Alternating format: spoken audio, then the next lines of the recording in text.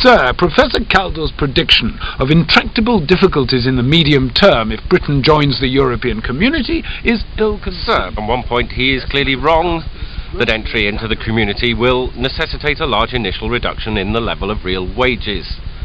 This is contrary to experience in the community. Is the same as it was when the White Paper was written. Sir, having just read the government's White Paper on the common market, I am more than ever convinced that this country has no choice other than to join the EEC. Letters to the Times, a traditional British way of making a public point about the great issues of the day.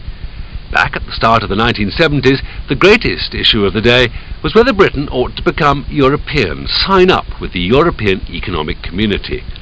And had you been scanning the correspondence columns of the Times in the autumn of 1970 and on into the next year, you might have noticed a flood of letters in support of our application to join the EEC. Nothing odd about that, nothing particularly suspicious. That is, until I went to interview an old Foreign Office hand a couple of years ago for an earlier programme in the document series.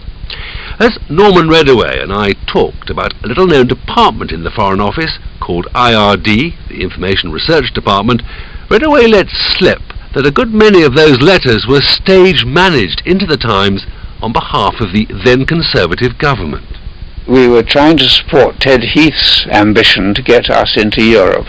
We had one or two brilliant people. There was a chap called Tommy Tucker, who was head of the editorial section of IRD, and we worked out a little drill whereby what came in the morning would go down to Lord Cholmondeley. What was he called? A double-barreled name.